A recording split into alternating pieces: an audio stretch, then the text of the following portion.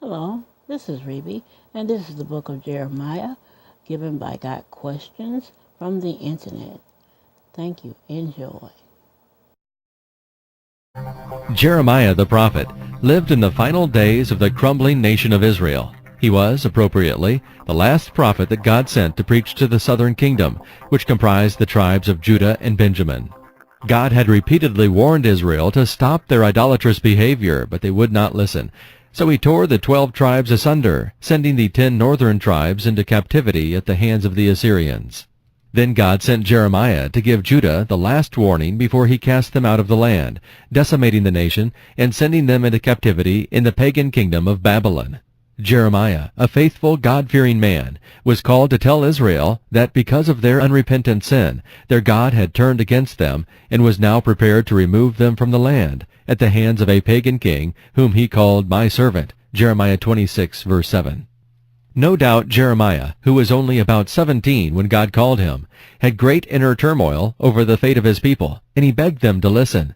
He is known as the weeping prophet because he cried tears of sadness, not only because he knew what was about to happen, but because no matter how hard he tried, the people would not listen. Furthermore, he found no human comfort. God had forbidden him to marry or to have children, Jeremiah 16, verse 2, and his friends had turned their backs on him.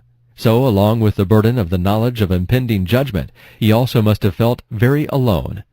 God knew that this was the best course for Jeremiah, because he went on to tell him how horrible conditions would be in a short time, with babies, children, and adults dying grievous deaths, their bodies unable to even be buried, and their flesh devoured by the birds. Jeremiah 16, verses 3 and 4.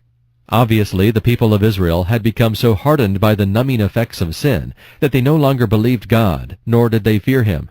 Jeremiah preached for 40 years, and not once did he see any real success in changing or softening the hearts and minds of his stubborn, idolatrous people. The other prophets of Israel had witnessed some successes, at least for a little while, but not Jeremiah. He was speaking to a brick wall. However, his words were not wasted. They were pearls being cast before swine, in a sense, and they were convicting every person who heard them and refused to heed the warning. Jeremiah tried to make the people understand their problem was a lack of belief, trust, and faith in God, along with an absence of fear which caused them to take him for granted. It is very easy to be lulled into a false sense of security, especially when the focus is not on God.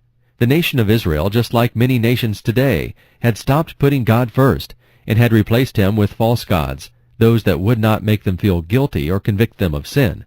God had delivered his people from bondage in Egypt, had performed miracles before them, and had even parted the waters of the sea for them.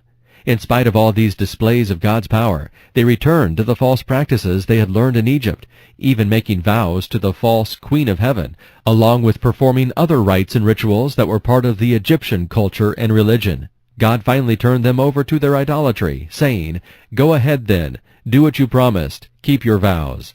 Jeremiah 44, verse 25. Jeremiah's constant loneliness and isolation finally got the best of him. He sank into a quagmire where many believers seem to get stuck when they think their efforts are not making a difference and time is ticking away. Jeremiah was emotionally spent, even to the point of doubting God. Jeremiah 15, verse 18. But God was not done with him. Jeremiah 15, verse 19 records a lesson for each believer.